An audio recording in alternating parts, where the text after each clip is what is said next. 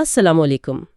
آج ہم کیلنڈر کے ایک خاص دن یعنی 19 ستمبر کی تاریخ میں ذرا گہرائی میں جا رہے ہیں۔ وعلیکم السلام۔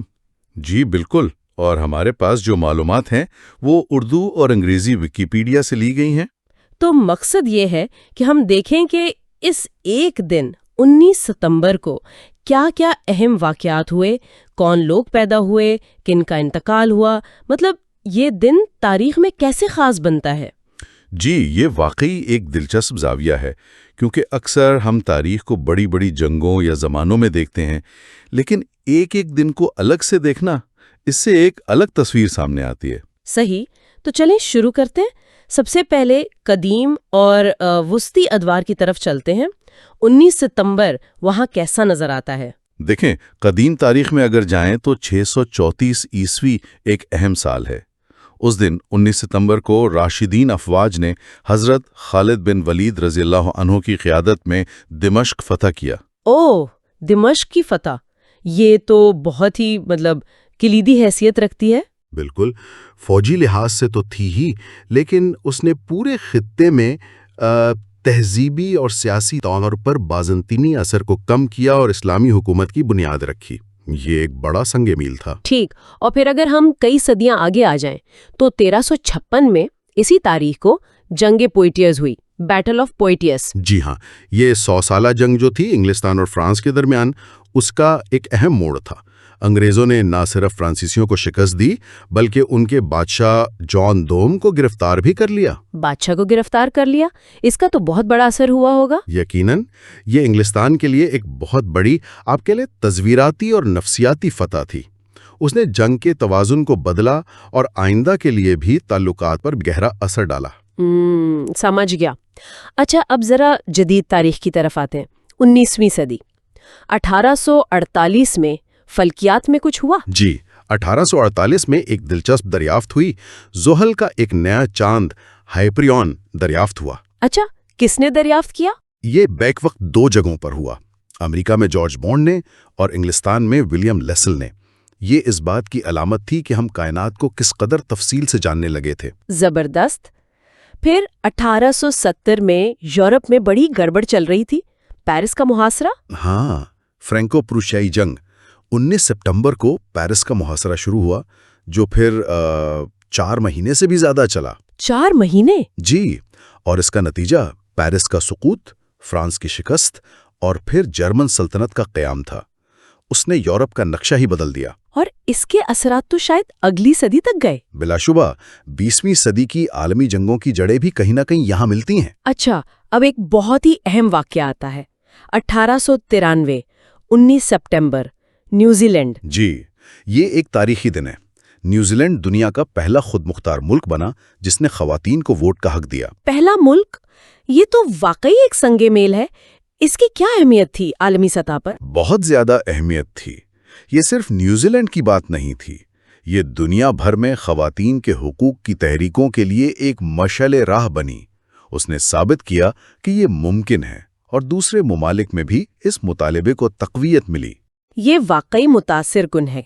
اچھا، اب 20ویں صدی میں داخل ہوتے ہیں۔ 1944، دوسری جنگ عظیم ابھی جاری تھی۔ جی، اس دن فن لینڈ اور سوویت یونین کے درمیان ماسکو معاہدہ ہوا، ماسکو آرمسٹس۔ اس سے کیا ہوا؟ اس سے ان کے درمیان جو جنگ چل رہی تھی، جسے کنٹینیویشن وار کہتے ہیں، وہ ختم ہوئی۔ شرائط فن لینڈ کے لیے سخت تھیں، علاقہ بھی دینا پڑا، ہٹ جانا بھی، لیکن جنگ ختم ہوئی۔ جنگ کا خاتمہ اہم تھا۔ پھر جنگ کے فوراً بعد 1946 میں ونسٹن چرچل کا نام آتا ہے۔ ہاں، انہوں نے زیورخ یونیورسٹی میں ایک بہت مشہور تقریر کی۔ اسی تقریر کے بعد کونسل آف یورپ کے قیام کی راہ ہموار ہوئی، یعنی یورپی اتحاد کی طرف ایک قدم۔ بالکل، چرچل نے یورپی ریاستیں متحدہ کا تصور پیش کیا تھا۔ کونسل آف یورپ اسی سمت میں ایک اہم قدم تھا، انسانی حقوق، جمہوریت کے فروغ کے لیے۔ ٹھیک، اب ذرا عالمی سیاست اور اپنے خطے یعنی برصغیر پاک و ہند کی طرف نظر ڈالتے ہیں۔ 1950 میں اقوام متحدہ میں کچھ ہوا؟ جی، 1950 میں اقوام متحدہ نے عوامی جمہوریہ چین کی رکنیت کی درخواست مسترد کر دی۔ اوہ، کیوں؟ یہ سر جنگ کا زمانہ تھا. دنیا واضح طور پر 2 کیمپوں میں بٹی ہوئی تھی اور کمیونسٹ چین کو تسلیم کرنا ایک بڑا متنازع معاملہ تھا. یہ مسئلہ پھر کئی سال چلا. سمجھ گئی. اور پھر آتا ہے 1960 کا سال. یہ پاکستان اور بھارت کے لیے بہت اہم دن تھا. 19 ستمبر. جی ہاں، بہت اہم. کراچی میں صدر ایوب خان اور بھارتی وزیر اعظم جواہر لال نہرو نے سندھ طاس معاہدے پر دستخط کیے. Indus water treaty. یہ معاہدہ تو آج تک قائم ہے نا؟ اس کی کیا خاص بات ہے؟ یہی اس کی سب سے خاص بات ہے. دنیا میں پانی کے تنازعات پر جنگیں تک ہوئی ہیں، لیکن یہ معاہدہ جو ورلڈ بینک کی ثالثی سے ہوا، اس نے نہ صرف دریاؤں کے پانی کی تقسیم کا ایک طریقہ کار دیا، بلکہ یہ 3 جنگوں اور بے شمار کشیدگیوں کے باوجود قائم رہا ہے. یہ تو واقعی کمال ہے. اس میں تنازعات کے حل کا اپنا ایک نظام موجود ہے، جو شاید اس کی کامیابی کی ایک وجہ ہے. یہ خطے میں تنازعات کے باوجود تعاون کی ایک نایاب مثال ہے. بالکل. اچھا، پھر 1973 میں وزیر اعظم بھٹو امریکہ گئے تھے. جی، ذوالفقار علی بھٹو کا دورہ امریکہ. وہاں صدر نکسن نے پاکستان کی سالمیت کی حمایت کا اعلان کیا. یہ 1971 کی جنگ کے بعد پاکستان کے لیے سفارتی طور پر اہم تھا. ٹھیک. عالمی سطح پر دیکھیں تو 1983 میں ایک نئے ملک کا جنم ہوا. Saint Kitts and Nevis. برطانیہ سے آزادی حاصل کی. یہ نو آبادیاتی نظام کے خاتمے کا جو عمل چل رہا تھا، اسی کا حصہ تھا. اور 2 سال بعد 1985 میں میکسیکو میں ایک بڑی آفت آئی. ہاں، میکسیکو سٹی میں شدید زلزلہ آیا. 8.0 شدت کا. بہت تباہی ہوئی. ہزاروں لوگ ہلاک ہوئے، سینکڑوں عمارتیں گر گئیں. اللہ رحم کرے. اس نے تو شہر کو ہلا کر رکھ دیا ہوگا. بالکل. اور اس نے شہری منصوبہ بندی اور آفات سے نمٹنے کی تیاریوں پر بہت سے سوالات بھی اٹھائے. پھر 1989 میں ایک اور افسوسناک واقعہ پیش آیا. ایک ہوائی جہاز کا حادثہ. UTA flight 772. جی، یہ طیارہ نائجر کے صحرا میں ایک بم دھماکے سے تباہ ہو گیا تھا. تمام 170 مسافر اور عملہ سب ہلاک ہو گئے. بعد میں تحقیقات نے اس کا الزام لیبیا پر لگایا تھا. یہ تو دہشت گردی کا واقعہ تھا. جی، بین الاقوامی دہشت گردی. اب آتے ہیں 1991 پر. اس سال 19 ستمبر کو 2 بالکل مختلف لیکن اہم باتیں ہوئیں. ایک طرف تو جی، پاکستان کو IAEA یعنی بین الاقوامی ایٹمی توانائی ایجنسی کے بورڈ کا رکن منتخب کیا گیا. یہ ایک سفارتی کامیابی تھی. اور دوسری طرف اسی دن یورپ میں پہاڑوں میں ایک حیرت انگیز دریافت ہوئی. ہاں، اور سیدھی آئس مین. اٹلی اور آسٹریا کی سرحد پر ایلپس کے پہاڑوں میں. کمال کا تضاد ہے. ایک طرف جدید جوہری سیاست، دوسری طرف 5000 سال سے زیادہ پرانی برف میں جمی ہوئی تاریخ. بالکل، یہ دریافت غیر معمولی تھی. اوٹسی نے یورپ کے تانبے کے دور کاپر ایج کے بارے میں ہمارے علم میں انقلاب برپا کر دیا. اس کے کپڑے، اوزار، صحت، یہاں تک کہ اس نے آخری بار کیا کھایا تھا، یہ سب معلوم ہوا. واقعی حیرت انگیز. اچھا، 21ویں صدی میں آتے ہیں. 2006 تھائی لینڈ. وہاں فوجی بغاوت ہوئی. منتخب حکومت کا تختہ الٹ دیا گیا. یہ تھائی لینڈ کے سیاسی عدم استحکام کے سلسلے کی ایک کڑی تھی. پھر 2021 میں اسپین کے جزیرے لا پالما پر آتش فشاں پھٹا. ہاں، کمرے وہا. وہ تقریباً 3 مہینے تک لاوا اگلتا رہا. بڑی تباہی ہوئی. ہزاروں لوگ بے گھر ہوئے. اور 2022 میں ایک عہد کا خاتمہ ہوا. ملکہ ایلزابتھ دوم کی تدفین. جی، یہ ایک طویل دور کا اختتام تھا جس پر پوری دنیا کی نظریں تھیں.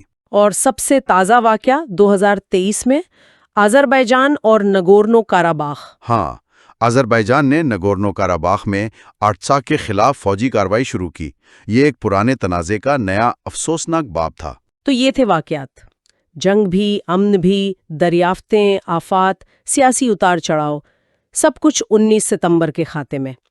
اب ذرا دیکھتے ہیں کہ اس دن کون کون سی اہم شخصیات پیدا ہوئیں. جی، پیدائش کی فہرست بھی اتنی ہی متنوع ہے. قدیم روم سے شروع کریں تو 86 عیسوی شہنشاہ انتونینوس پائس.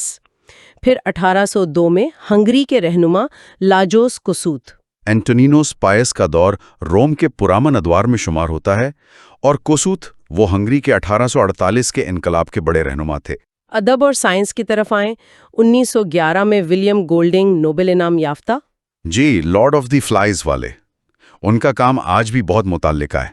اور 1926 میں جاپانی ماہر طبیعیات مساتوشی کوشیبا، یہ بھی نوبل انعام یافتہ. انہوں نے نیوٹرینو فلکیات میں بہت اہم کام کیا، جس سے کائنات کو سمجھنے میں مدد ملی۔ اردو ادب سے کون ہے؟ 1919 میں خمار بھارا بنکوی، جی بہت مشہور شاعر تھے، اپنی غزلوں کی وجہ سے جانے جاتے ہیں۔ اور پاکستان سے 1961 میں آفتاب اقبال، صحافی اور ٹی وی میزبان۔ جی انہوں نے سیاسی طنز و مزاح کے پروگراموں کو ایک نیا رنگ دیا۔ اداکاری اور فیشن کی دنیا سے بھی بڑے نام ہیں۔ 1948 جیریمی آئرنز، آسکر ایوارڈ یافتہ اداکار۔ بالکل، اپنی آواز اور اداکاری دونوں کی وجہ سے مشہور ہیں۔ اور 1949 میں ٹویگی، 60 کی دہائی کی آئیکن۔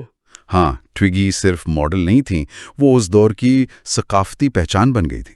اور آج کے دور سے 1974 میں امریکی کامیڈین جمی فیلن۔ جی، دی ٹونائٹ شو والے۔ اور 1985 میں جنوبی کوریا کے اداکار سونگ جونگ کی۔ ہاں، یہ بھی بہت مقبول ہیں۔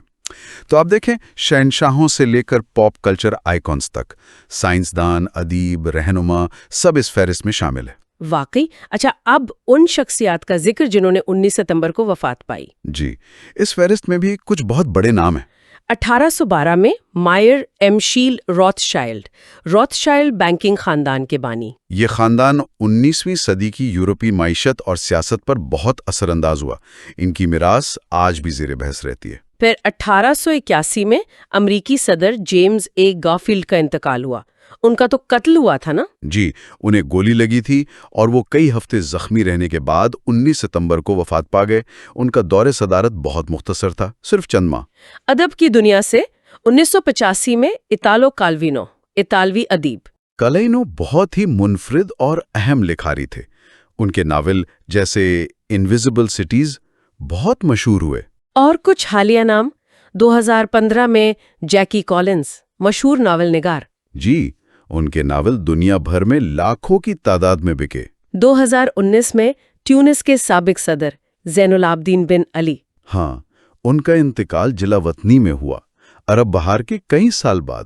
2020 میں کینیڈا کے سابق وزیر اعظم جان ٹرنر، اور 2021 میں انگلینڈ کے مشہور فٹ بالر جمی گریوز۔ جی، ٹرنر کا وزارت اعظمہ کا دور مختصر تھا لیکن اہم تھا، اور جمی گریوز تو انگلش فٹ بال کی تاریخ کے عظیم ترین سکوررز میں سے ایک ہیں۔ تو یہ تھا 19 ستمبر کا ایک، آپ کہہ لیں، تذکرہ۔ واقعات، پیدائشیں، وفات۔ واقعی حیرت ہوتی ہے کہ ایک ہی تاریخ میں کتنا کچھ سما جاتا ہے۔ بالکل، اور یہ ہمیں اسی بات پر واپس لاتا ہے کہ ایک عام دن غیر معمولی کیسے بن جاتا ہے۔